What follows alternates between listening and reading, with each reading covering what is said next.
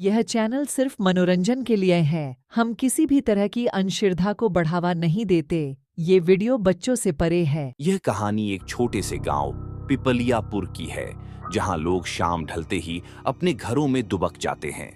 वर्षों पहले गांव में एक खतरनाक चुड़ैल का आतंक फैला था, जिसे लोग खून पीने वाली चुड़ैल के नाम से जानते थे।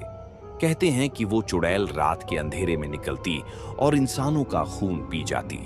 इस चुड़ैल का नाम चंपा था और उसकी कहानी दर्द और धोखे से भरी हुई थी। चंपा एक साधारण लड़की थी जो इसी गांव की रहने वाली थी। उसकी सुंदरता के चर्चे दूर दूर तक फैले थे और उसके परिवार में उसकी बहुत इज्जत थी। लेकिन गांव के जमींदार के बेटे अमर की बुरी नजर उस पर पड़ चुकी थी। अमर ने चंपा को अपने प्रेम के जाल में फंसा लिया, लेकिन उसकी नीयत में खोट था। एक दिन अमर ने धोखे से चंपा को अपने पास बुलाया और उसका अपमान किया। चंपा के परिवार ने बदनामी के डर से उसे घर से निकाल दिया। चंपा बेसहारा और दुखी होकर जंगल में भटकने लगी। वहां उसने एक तांत्रिक बाबा से मदद मांगी, जिसने उसे काली विद्या सिखाई और प्रतिशोध की शक्ति दी। अब चंपा चुड़ैल बन गई, जो खून की प्यासी थी।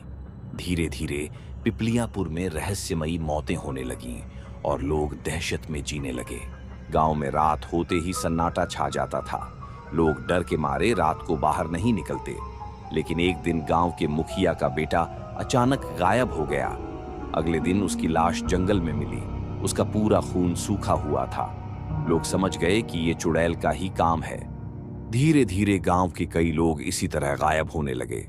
एक दिन गांव के एक साधु ने भविष्यवाणी की कि इस चुड़ैल का आतंक तब तक खत्म नहीं होगा जब तक कोई उसका असली दर्द नहीं समझता। लेकिन लोगों ने इस चेतावनी को गंभीरता से नहीं लिया और गांव में मौत का साया बढ़ता गया। इस बीच अर्जुन नाम का एक नौजवान पत्रकार गांव में आया। अर्जुन को इन अजीब मौतों के बारे में जानने की जिज्ञासा हुई और उसने गांव के बड़े बुजुर्गों से पूछताछ करनी शुरू की। उसे पता चला कि ये सब एक खतरनाक चुड़ैल का काम है, जो इंसानों का खून पीती है। अर्जुन ने ठान लिया कि वह इस रहस्य को सुलझाकर रहेगा। अर्जुन ने गांव के पुरोहित से भी मुलाकात की, जिसने उसे बताया कि चुड़ैल को रोकने का केवल एक ही तरीका है। किसी को उसके दर्द को समझकर उसकी आत्मा को मुक्ति देनी होगी।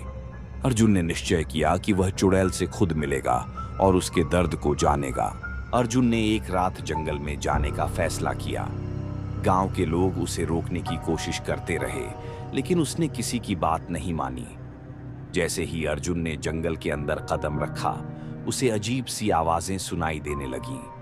घने पेड़ों के बीच से उसे एक महिला का छाया चित्र दिखा, जो रोते हुए कह रही थी, मुझे न्याय चाहिए, मेरा खून सूख चुका है, मुझे मुक्ति चाहिए।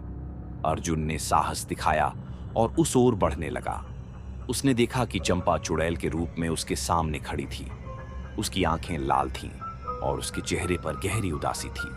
अर्जुन ने उससे पूछा, तुम्हें क्या चाहिए? क्यों लोगों का खून पी रही हो? चंपा ने उसे अपनी दर्दनाक कहानी सुनाई और कहा कि उसकी आत्मा तभी शांति पाएगी जब कोई उसे न्याय दिलाएगा। अर्जुन ने वादा किया कि वह उसकी मदद करेगा और उसकी आत्मा को मुक्ति दिलाएगा। अर्जुन ने गांव लौटकर गांव वालों से चंपा की कहानी बताई। गांव वालों ने माना कि उन्होंने चंपा के साथ अन्याय किया था।